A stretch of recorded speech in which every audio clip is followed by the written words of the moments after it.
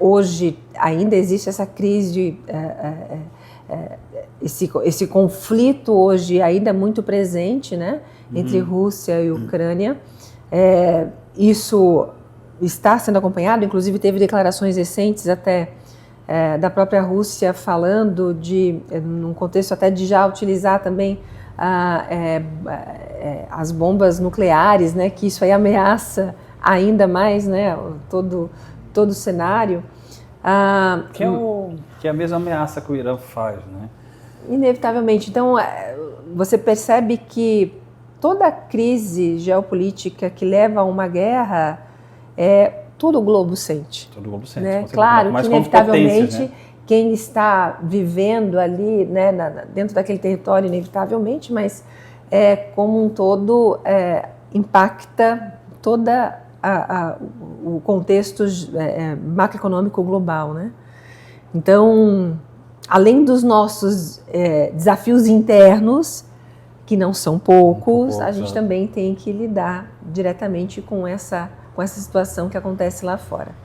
E tudo isso coloca diretamente o nosso Banco Central numa postura muito mais ortodoxa, trazendo ali já uma possibilidade de uma queda de juros menor, inclusive não só nessa reunião agora próxima, mas para as próximas que também acontecerão.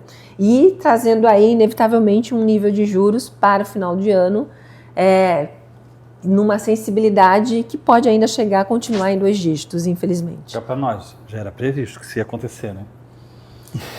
Então, eles estão segurando há um bom tempo. Nada, né? era descartado, nada né, era descartado, Carlos? Nada era descartado. Não estamos falando sobre política. Sim, estamos falando de um contexto totalmente econômico. Exatamente. E olhando dados técnicos realmente, né? Sem tomar nenhum viés, de exatamente, fato. eu concordo. Mas a gente olhava realmente de maneira muito mais cética, até no entendimento hoje de uma política fiscal muito sensível, e que, de fato, ali, tanto que já foi trazido até para discussão, a própria meta de 2026 sendo revista, então, nos deixa num nível de sensibilidade muito maior. Não à toa que agora, no mês de abril, nós tivemos ali um pico na nossa moeda, né, uma desvalorização do real. Claro que não foi exclusivamente por essa razão, foi também por um contexto que o dólar foi mais valorizado a nível global, mas inevitavelmente nós, como emergente, tendo essa sensibilidade num contexto de uma política fiscal muito sensível, né, muito na verdade não tão ortodoxa, digamos assim, a gente sentiu mais, né? Então o nosso real teve lá os seus picos batendo acima de 5,20. Que bom que você tocou nesse assunto, porque eu queria te fazer essa pergunta em relação a essa questão do real. Queria a tua opinião profissional sobre isso. Nós tivemos uma era do real fantástica, que foi 94, 95 e 96 deu uma descendência. O que faz uma moeda não conseguir trabalhar junto com o dólar? Especificamente o dólar, que é a moeda mundial. Por que o real não consegue alcançar o dólar? De repente o euro muitas vezes ultrapassa o dólar, a libra passa e fica ali. Por que o real não consegue? Porque é uma política interna? Diretamente, mas são alguns contextos, né? Antes, agora tu foi longe agora, Carlos, agora tu me colocou aqui na berlinda, mas se a gente for lembrar, antes de 94, sim, que foi de fato o nosso plano real e que inclusive agora, em julho, a gente completa ali, fazemos 3 décadas, completamos 30 anos, né, do plano real, e de um jeito ou de outro, de um nível de estabilidade de moeda. Se tu fores lembrar, anterior a 94, por quantos planos econômicos nós passamos? Melhor a gente não contar.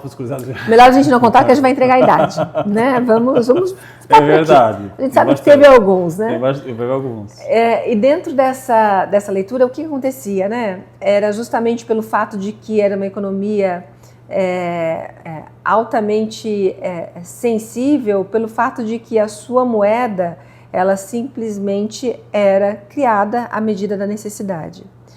E se tu fores entender, e aí a gente já está indo para um olhar muito mais técnico, tá? De economia em si, é o quê?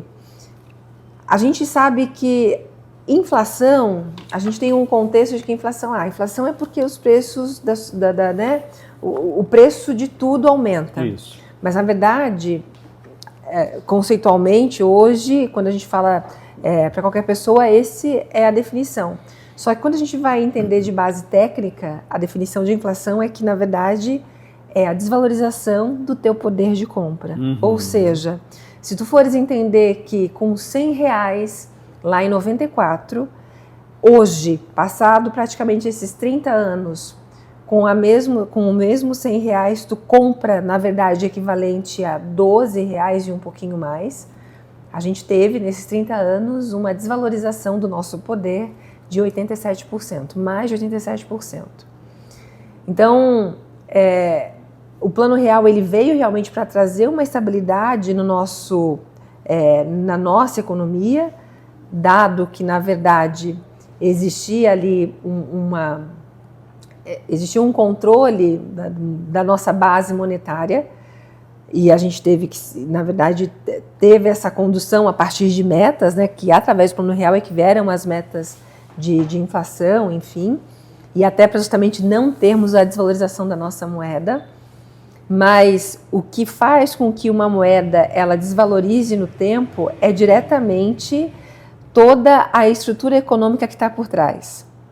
Se a gente for entender que hoje o Brasil ele não é um país que tem uma eficiência na sua capacidade produtiva, por exemplo, a gente cresce, a gente teve um PIB altamente positivo em 2023, 2022 também, mas o PIB ele é medido por uma questão de consumo, não de produção.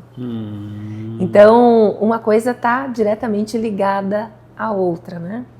E aí, por essa razão, e aí também olhando um contexto do quão o país ele consegue ser ortodoxo na condução das suas políticas, principalmente fiscais, que é aquela leitura diretamente do controle das suas contas, né? As receitas versus as despesas, isso também faz com que, à medida que eu tenho déficit atrás de déficit, inevitavelmente eu estou favorecendo um nível de inflação mais alto. Porque de um jeito ou de outro, se eu estou gastando mais do que eu, na verdade, tenho de receita, eu estou de maneira indireta colocando dinheiro na economia. Por vários canais, né? E aí eu estou fazendo com que esse dinheiro, na verdade, quanto mais oferta você tem, mais você desvaloriza. Você tem o aumento da oferta, mas não tem o aumento da demanda. Então, nessa analogia, eu sei que é um pouco complexo, é um contexto um pouco mais amplo, né? Mas basicamente, quando a gente olha hoje o valor de uma moeda no tempo, é diretamente o quão aquele país faz gestão realmente da sua cadeia econômica, e aí olhando diretamente a sua capacidade produtiva, a sua eficiência em termos de nível, inclusive não só de gestão pública, mas de gestão tributária, enfim. Então aí é um contexto que abrange várias situações, tá?